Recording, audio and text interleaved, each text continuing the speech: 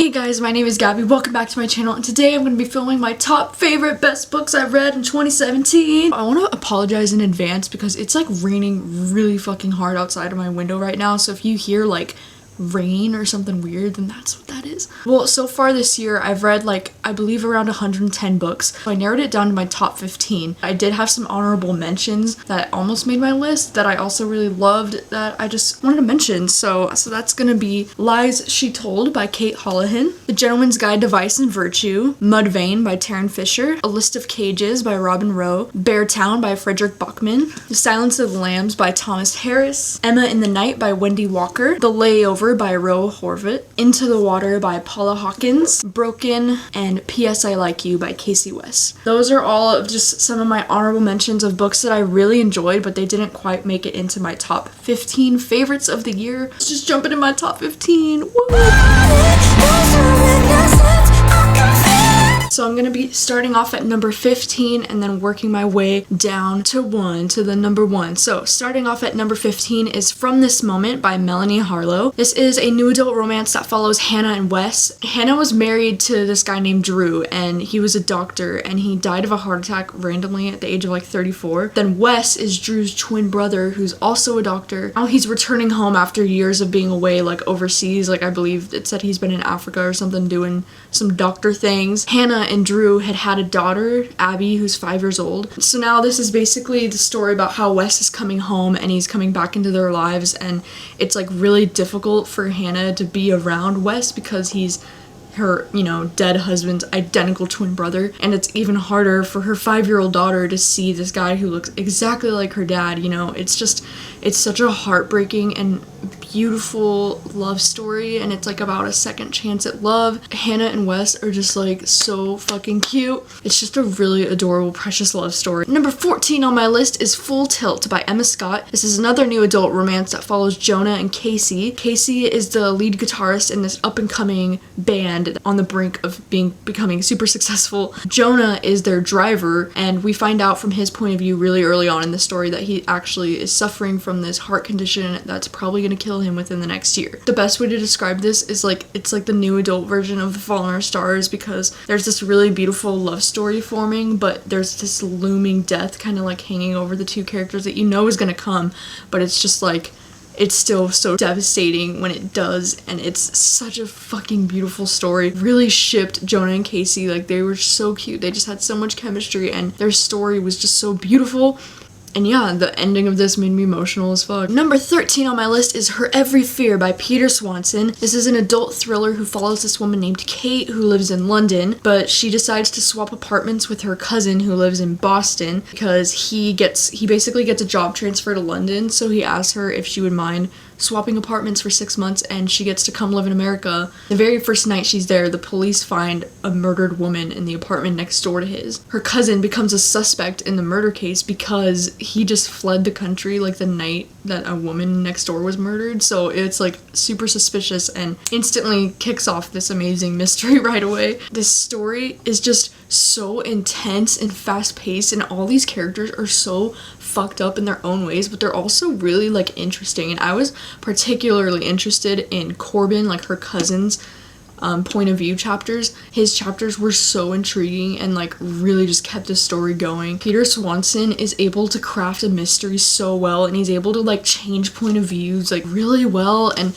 just his writing is so good. Like, he really knows how to keep the story moving, and I was so impressed with this. I loved it. It was so good. Number 12 on my list is Illegal Contact by Santino Hassell. This is a male-male romance that follows Garrett and Noah. Garrett is an NFL player who has to be on house arrest for the next 6 months, and so he hires Noah as a personal assistant to like do things around the house and like go and get his grocery. Garrett is a closeted bisexual because of his career in the NFL. Like, he doesn't want to come out as bisexual because he like fears what it would do to his career. Noah is openly gay. This is like a very slow burn romance. Like, it takes a long time for anything to happen between them. These two like fit together so perfectly because Garrett is like so hot-headed on the outside, but he really like cares, you know, about people on the inside. And like once you find out even the reason why he's on house arrest, it's just like, it's so sweet. And I adore him so much. And Noah is just like the complete opposite of Garrett in the fact that he's just very like sensitive and thoughtful. I just really loved Noah's relationship with his dad, and he's just very humble, you know. And this book was just so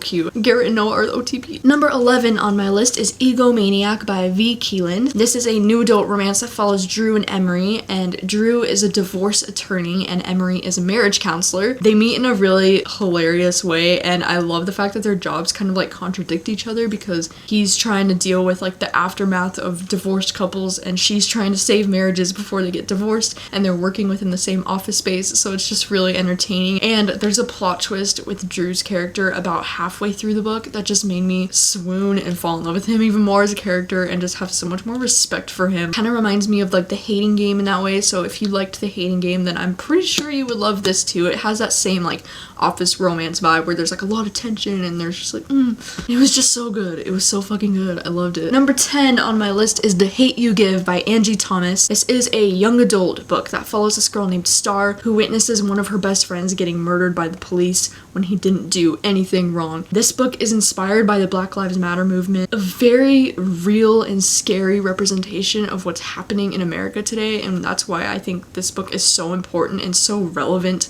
to right now. Not only though is the story very educational and touching and moving, but it's also just a really great coming of age story for the character Star, discovering her voice, discovering the true colors of her friends. I just really loved her family and I loved all the characters in this story, and this book really like opened my eyes to aspects of white privilege that I never even considered, and it was just very eye-opening. And I think that this is a must read for 2017. Like everybody needs to read this book. It's so powerful, and the way I felt after reading it was just like I was so much more aware of what was happening, you know, and just like it's just sad because it's so real. This isn't just fiction, this is shit that's happening every day. It's so good, and I love it. I couldn't recommend it enough. Number 9 on my list is Bad Mommy by Tarryn Fisher, and this is a thriller that follows this woman named Fig who believes that this little girl that she sees is her daughter because her daughter, I believe her daughter either died or she had a miscarriage, I don't really remember, but her daughter died, and so she thinks that this little girl that she sees is like her daughter. She moves in next door to the couple who is like the parents of this daughter, and she like kind of like forces herself into their lives in like a really subtle way and just like becomes a part of their lives. And this book, like Fig's voice in this book totally reminded me of You by Carolyn Kepnes, like Joe Goldberg's voice in that book.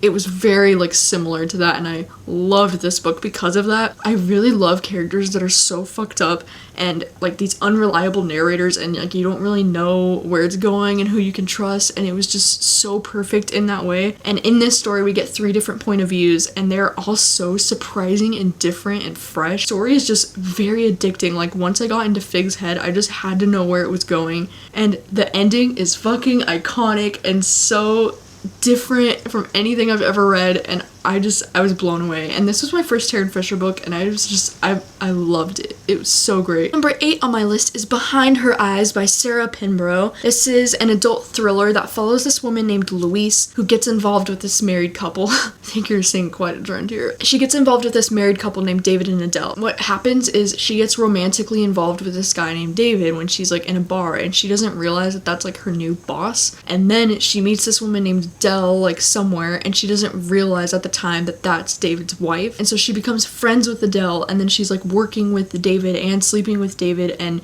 she becomes like really close to both of them individually. This book is on my list because the ending of this book is so fucking amazing, and it's like probably one of the best endings I've ever read ever. I swear to God, you will never be able to predict the ending of this book. I dare you. It's so unexpected, so unique and original, and just this idea is so epic. Like the ending of this book, it's so cool. I've never read anything like this before. So number 7 on my list is Heels Overhead by Elsie Springer. This is a male new adult romance that follows Jeremy and Brandon. Jeremy is competing in the Olympics, in the United States Olympics, as a diver, and he's been diving basically since he was a little kid, and this is like his dream to compete in the Olympics, and now he's 21 years old. And Brandon, he thinks that diving is like a hobby, it's just something he's picked up recently, and Jeremy's coach takes on Brandon as a new diver, and so Jeremy gets kind of jealous because he's like, I've been working solo with my coach for my entire life, like who is this guy, why are we bringing on more people? And so Brandon is like openly gay, and he's like really flirty with Jeremy, which makes Jeremy super uncomfortable because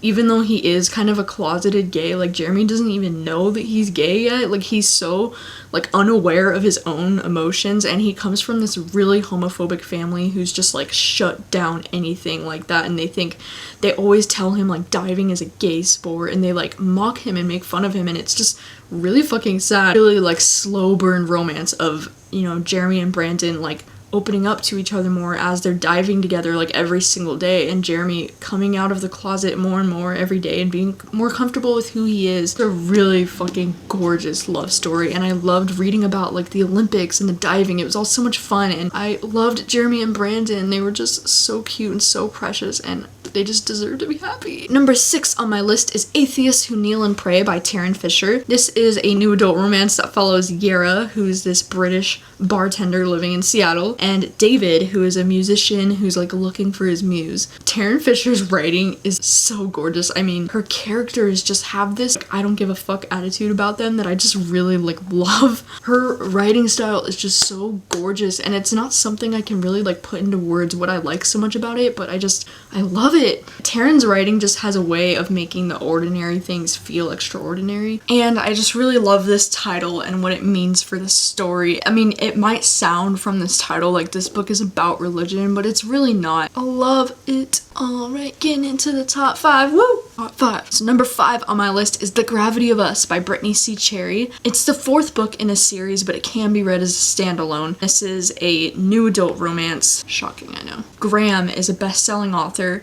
and Lucy is this girl who owns a flower shop, and she has 2 sisters. It's hard to describe this book without giving away spoilers for the book, so I would recommend jumping into this book not really knowing anything about it. It's so beautiful. Like, her writing is so beautiful. Everything I want in a romance and more. It's just very moving, and, you know, Graham is such a pessimist, and he's just, like, so irritated with his life, and Lucy is just such an optimistic person, and she's just completely the opposite of him, but in like the best way. Oh my god, I love this book so much, and I read this kind of like on a whim this year, just during the booktubeathon. I wasn't really like expecting much from it, and this like ended up becoming one of my favorite books of all time, and it just affected me emotionally so much, and I cried like a bitch. Like, even the way that they meet is kind of a spoiler, so I don't want to like ruin it for you. So good, so good. Number 4 on my list is Junkie by Cambria Hebert. This is a male romance that follows Drew and Trent. Drew is an indie racer. It's kind of like NASCAR, but more like an independent type thing. Trent is the president at his frat house. They're best friends for like a really long time. Then one night something happens between them that makes them think maybe there's something more between them. Oh my god, the tension is so real, and like, I'm not even a car person. I could give 2 shits about cars, but like, I was obsessed with this story. Like, the racing, it was written so well. It was really exciting. The prologue in this book is like one of my favorite prologues. It just automatically like got me hooked into the story because I was like, so cute. Loved this book. Like, Drew and Trent are just so cute, and I read the sequel to this book as soon as I finished this one because like I needed more of Drew and Trent, and the second book was like just as good, and I was so shook. They're probably my favorite male couple that I read in 2017. I loved them. Number 3 on my list is The Butterfly Project by Emma Scott, and this is my most recent read on this list. I just read this like last week, and I was fucking shook when I read this. It was so good. This is a new adult romance that follows this girl named Zelda, and she writes these graphic novels that are inspired by an incident that happened in her real life. Like, she witnessed her sister getting kidnapped and murdered when she was only 14 years years old and she felt really like helpless and like she couldn't do anything about it. So now she writes these graphic novels about this hero who like saves children from abductors, and like, you know, it's inspired by her own life experience. And then it also follows this guy named Beckett, who's a criminal. Like, he recently just got out of jail and he's been in jail for the last like 2 years, I think. Now he rides a bike as a messenger and he works as a busboy on the weekends, and he's just trying to make it by. By chance, Beckett and Zelda become roommates when they're put in a really desperate situation. From there, it just becomes this really like slow burn romance of them starting to fall for each other. And oh my god, this story is just so cute, and it kind of reminded me of like Eliza and Her Monsters, if you've read that book, because of like she's writing a graphic novel. See, this is like one of her graphic novel things that she does. There's a couple of these throughout the book, which I thought was so cool. I really am down for that trope of two broken characters coming together and finding hope in each other again. I am here for that if it's done right. I cried so many times while I was reading this book, and I was just not expecting this to be as good as it was. Like, holy shit. I picked this up out of nowhere because it is the same author as Full Tilt, which I loved earlier this year, and then I was just like, oh, why not? This one's getting pretty high praise, like, I'll just give it a shot. And like, holy fuck, it was so good. It was so good. I might do a full book talk for this soon, maybe. If you'd want to see that, let me know. Down to the top 2. Can you believe it? I can't. Okay, number 2 is Autoboyography by Christina Lauren. This is a young adult male-male romance. It's Christina Lauren's first ever male-male romance that follows this boy named Tanner, who's living in Utah in a very Mormon town, and he falls for the bishop's son, named Sebastian. This is a very forbidden romance because in the Mormon religion, they don't support LGBT relationships. Tanner is in his senior year of high school, and he's in this class where you write an entire novel in your last semester of high school. And so then Sebastian was in the class last year, and now he's graduated high school, and he's now going to be the TA in this class because his book that he wrote last year is getting published. It's so cool because Sebastian is now a published author, and he's coming back to his high school to like help these kids write their novels, you know? And so him and Tanner like work together on writing Tanner's novel. It's so cool. I love stories that follow writers. Loved Tanner's relationship with his parents. Like, his parents are the cutest. I love the way this book doesn't hold back from talking about the way religion and LGBT is kind of like controversial, and like it really like opens your eyes to like things that happen in religion. Like, I'm not personally a religious person myself, so I think it was especially interesting to me to read something like this because it was like so eye-opening. This is my favorite Christina Lauren book so far, and that's saying a lot because they are one of my favorite authors. I loved it so much, and I do have a full book talk for this that I'll be putting in the description if you want to know more about it. And my number 1 book of 2017. Any guesses? Any guesses? Maybe you've already guessed it. I don't know. And my number 1 book is The 7 Husbands of Evelyn Hugo by Taylor Jenkins Reid. Are you surprised? Probably not, because Taylor Jenkins Reid is one of my favorite authors ever. Evelyn Hugo was a huge Hollywood actress in the 1950s, and now she's an older woman, and she wants to write like the story of her life, like her biography, but she needs somebody to do it. So she tracks down this journalist named Monique to write the story of her life. We get, in alternating chapters, we get the story of Evelyn Hugo's life and what really happened. And Evelyn Hugo was really controversial in her time because she's known to have married 7 different men throughout her career. Oh my god, this story is just so good. Evelyn Hugo is one of the most complex, flawed, amazing characters I've ever read about. At times I was rooting for her, and then at times I was rooting against her, and it's like, it's just such a beautiful story though, because it's like, it's her entire life. Like, it's the arc of her entire life. When you realize what this book is actually about, because I personally think that one of the genres of this book is a spoiler. So once you realize like one of the genres of this book and what it's actually about, it's so much better, and it just like, holy shit, it took me off guard and was so unique and different and refreshing. And I love the 1950s Hollywood era, like the behind the scenes of like filming these old movies, and it was just so much fun. The last line of this book just like fucking killed me. Like, it was so good. I love Evelyn Hugo. I just think like I was really like irritated with her, but then like I understood her also, and like she's just very complex, and it's like human beings are allowed to make mistakes, you know? Like, that's the whole point of life, you know? You make mistakes, you learn from them. Like, I loved it. It was so good. Those are all of the best books that I read this year. I want to know, what are your like top 5 favorite books of the year, or at least what's your number 1 favorite book that you've read in 2017, because I want to know so I can add some to my TBR for next year. Do you love some of these books that I mentioned in my list, or do you dislike any of them, and why? And like, let me know, because I want to talk about it with you. Since my last video, I've hit 5,000 subscribers, which is like so crazy. So like, I just wanted to say a huge thank you so much, because that is so cool, so dope. Sorry if it's really long, but thank you for sticking to the end, and I will see you guys next time.